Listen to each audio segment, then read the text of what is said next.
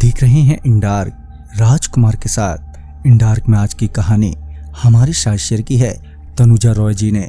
तो सबसे पहले तनुजा जी, आपका बहुत बहुत धन्यवाद अपनी कहानी हमारे साथ शेयर करने के लिए।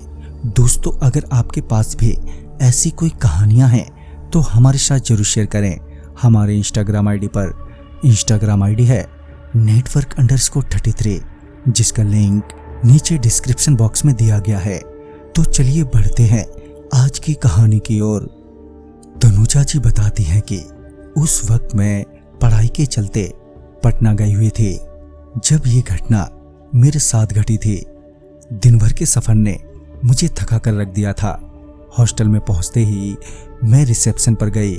तभी गार्ड ने मुझे एंट्री बुक में एंट्री करने को कहा और चाबी लेकर मेरे साथ चल दिया। रूम दिखाते वक्त गार्ड ने मुझसे कहा, सुनो, रात को 1:30 बजे दरवाजा मत खोलना, ठीक है?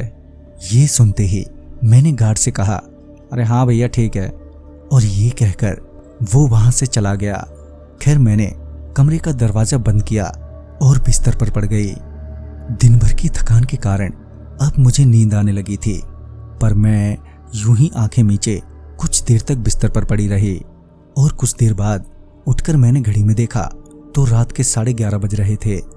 मैंने उठकर पहले तो पानी पिया और टॉयलेट के बाद फिर सो गई। मेरी आंख लगे अब कुछ ही देर हुई थी कि किसी चीज के गिरने की वजह से मेरी नींद टूट गई। मैं आवाज सुनते ही उठकर बैठ गई और उस आवाज के बारे में सोचने लगी। मैं सोच ही रही थी कि दरवाजे पर खटखट की आवाज सुनाई दी। मुझे लगा शायद गार्ड होगा, तो मैंने दरवाजा खोला तो दरवाजे पर एक लड़का था जो मुंह फेरे हुए खड़ा था। दरवाजा खुलते ही वो नीचे जाने लगा। मैंने उसे आवाज भी दी रुकने के लिए, पर वो रुका ही नहीं। वो बस नीचे ही चले जा रहा था बिना कुछ कहे। मैं उसके पीछे पीछे नीचे तक गई तो वो लड़का नीचे सीढ़ियों पर जाकर बैठ गया और जोर जोर से रोने लगा। मैंने उससे पूछा भी, क्यों रो रहे हो भैया, क्या हुआ तुम्हें? पर वो लड़का कुछ बोला ही नहीं कि तभी झट से मुझे गार्ड की बात याद आ गई। मैं तुरंत ही भागकर वापस रूम में चली आई और दरवाजा बंद कर लिया। मैंने दरवाजा बंद किया ही था कि दरवाजे पर फिर से खटखट की आवाज हुई। अब मुझे डर लगने लगा था। मेरी हिम्मत नहीं हो रही थी कि मैं फिर से दरवाजा खोलकर देखूं। खटखट की आवाज लगातार बढ़ती ही जा रही थी। मैंने आवाज भी दी मगर कोई जवाब नहीं मिला। फिर मैंने कैसे भी करके अपने आप को संभाला और हिम्मत जुटाते हुए दरवाजा खोला तो दरवाजे पर वही लड़का था जो नीचे सीढ़ियों पर रो रहा था, पर वो इस बार भी मुंह फेरे हुए खड़ा था। मैंने पूछा भी, कौन हो भैया तुम और क्या चाहिए तुम्हें? उसने बिना पलटे ही कहा, मदद चाहिए। इस पर मैंने कहा, मदद? वो कैसे? मैंने इतना बोला ही था कि वो लड़का एकदम से मेरी ओर घूम गया। उसका चेहरा देखते ही मैं डर से कांप उठी और मेरे पैरों तले जमीन खिसक गई।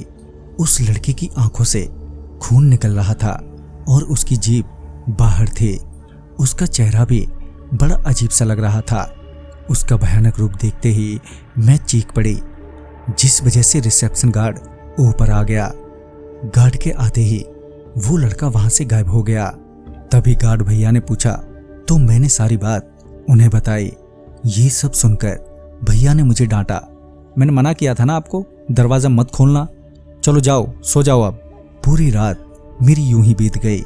डर की वजह से मुझे नींद तलक नहीं आई और मैं सुबह तक बीमार सी हो गई। सुबह उस गार्ड ने बताया कि वो लड़का यहीं रहता था। किसी लड़की की वजह से उसने यहाँ के एक कमरे में फांसी लगा ली थी और तब से वो लड़का कभी किसी न किसी को दिख जाता है और मदद मांगता है कि मुझे बचा लो। ये सुनकर मैंने वो हॉस्टल रूम खाली ही कर दिया और हॉस्टल से कुछ ही दूर वहीं किराए पर कमरा ले लिया।